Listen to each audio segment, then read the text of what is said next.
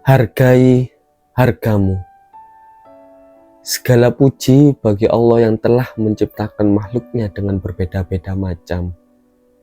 Diciptakannya malaikat dari cahaya, yang selalu tunduk patuh pada perintahnya.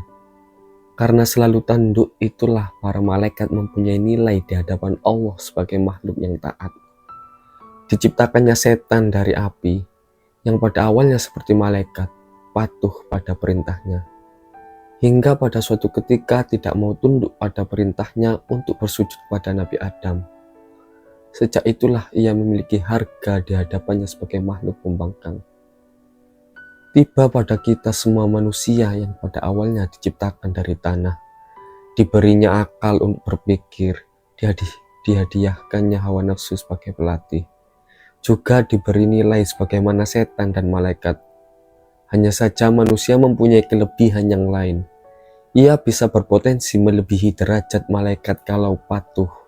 Ia juga bisa melebihi derajat setan jika amat membangkang. Di lain itu ada makhluknya yang tak berakal, yaitu para binatang. Tidak mempunyai aturan, tidak punya rasa malu. Tidak peduli banyak yang memandang meski sedang berbuat mesum. Bisa dianalogikan sendiri, jika manusia tidak punya malu melakukan kejelekan, padahal punya akal, berarti ia bisa berpotensi menjadi lebih parah dibanding binatang. Untuk itu, binatang tidak mempunyai harga.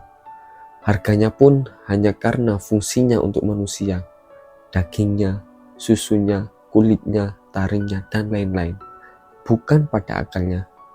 Jika manusia hanya memandang fisik pada manusia lain, berarti ia menyamakan harga diri manusia dengan harga diri binatang. Kurang lebih begitu, bukan? Sebagai manusia yang dianugerahi akal, patutnya kita berterima kasih pada Allah.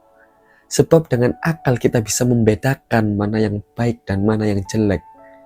Tidak dimakannya batu, karena akal kita memberitahu bahwa ia tidak layak untuk dikonsumsi. Misalnya, tidak dimakannya bangkai, sebab itu amat menjijikkan. Kalau masih saja dimakan, entah apa yang terjadi dengan akal yang memakan tersebut. Pastinya bukan salah akalnya, tetapi siapa yang telah menggunakan akal tersebut.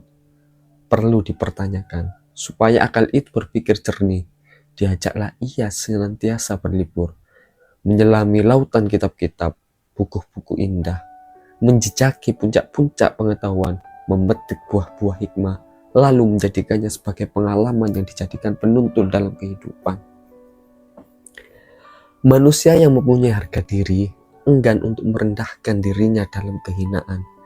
Ia sadar kalau dirinya mempunyai harga.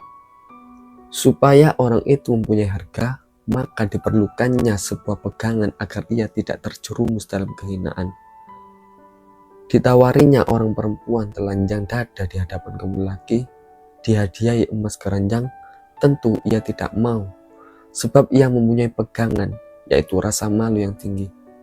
Karena rasa malulah ia tidak mau mempertontonkan kemolekannya, meski emas keranjang menjadi hadiahnya. Rasa malu itulah yang menimbulkan perempuan tersebut mempertahankan harga dirinya.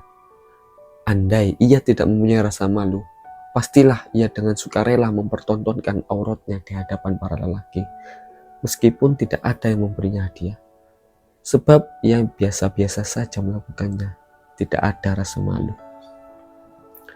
Sama halnya dengan kisah Nabi Yusuf yang digoda sama seorang istri raja, hanya berdua saja di dalam rumah.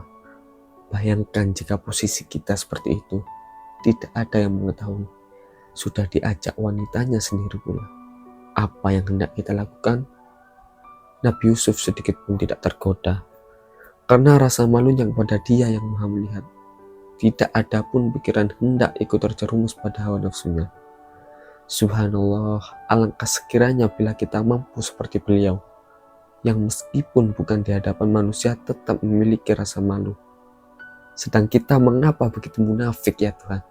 Malu berbuat kejelekan hanya ketika terlihat oleh manusia yang lain, sedang ketika sendirian selalu bermaksiat, yang padahal selalu engkau awasi setiap waktu.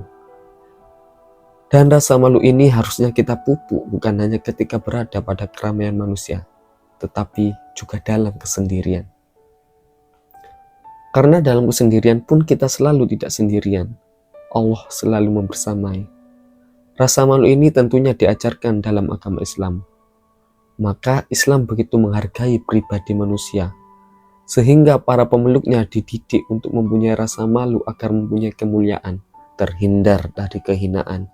Para manusia pun berlomba-lomba mengejar derajat kemuliaan, tidak ingin jatuh direndahkan. Karena malu miskin, seseorang rela bekerja keras demi mempertahankan kehormatannya. Karena malu bodoh, seseorang rela berlepas dari kampung halamannya untuk menutupi kebodohannya. Loh, katanya tidak boleh berlomba-lomba mengejar kemuliaan. Kamu kata siapa, Bambang? Kalau kamu tidak mau mengejar kemuliaan, apakah kamu mau diinjak-injak harga dirimu? Kan kita jadi orang harus rendah hati. Rendah hati itu bukan perihal total pasrah pada keadaan. Kalau rendah hati bermakna seperti itu, tentu tidaklah ada kemajuan dari masa ke masa. Sedang agama kita tidak mengajarkan seperti itu. Rendah hati adalah ketika kita tidak merasa lebih dari orang lain. Tetapi bukan berarti kita dilarang untuk mengejar lebih itu. Begitulah Bambang, kata nasihat orang-orang tua dahulu. Jadi mulai sekarang Bambang jangan takut lagi untuk melangkah maju dari yang lain ya. Itu tidak berarti sombong Bambang. Karena hidup itu harus terus maju. Kalau kau masih saja berdiam diri di situ, kau tidak akan merasakan kebahagiaan. Kau malah justru lebih sering mengeluh melihat nasibmu yang begitu-begitu saja. Sedang nasib itu tidak akan berubah kalau kita tidak akan mau mengubahnya sendiri. Loh, katanya nasib itu ada pada kuasa Allah. Itu benar Bambang, tapi bukan berarti kalau begitu kita hanya diam-diam saja, membiarkan apa adanya. Kalau yang kita lakukan seperti ini, sama saja kita mengubah nasib yang telah Allah gariskan. Misalnya kamu Bambang, kamu ditakdirkan oleh Allah menjadi pengusaha sukses di usia 30. Itu betul, sudah dituliskan di Lauhul Mahfuz. Tidak ada yang bisa membantah. Tapi melihat Bambang yang kerjanya hanya melamun dan menganggur di usia 25, 27, 28 hingga hampir 30. Jadilah Allah menghapus takdir Bambang menjadi pengusaha sukses di usia 30. Di mana mau sukses kata Allah? Orang Bambangnya malas dan tidak ada usaha setiap hari. Tapi kan Allah Maha Kuasa. Iya, itu betul. Allah amat kuasa menjadikan seseorang kaya meski tidak dengan usaha. Tapi Allah tidak akan pernah mengkhianati hukum sebab akibat yang telah Dia tetapkan. Siapa yang berusaha, ia yang akan berhasil. Siapa yang malas, ia yang akan merana. Pada kesimpulannya, hargailah harga diri kita sendiri. Sebab bagaimana orang lain akan menghargai kita kalau kita justru merusak harga diri kita sendiri. Hargai diri kita dengan kejujuran, maka orang lain akan menghargai kita dengan mempercayai kita. Kalau kita sudah mendapat kepercayaan dari orang-orang, maka tentulah akan mudah pintu-pintu terbuka untuk menuju kesuksesan, bukan?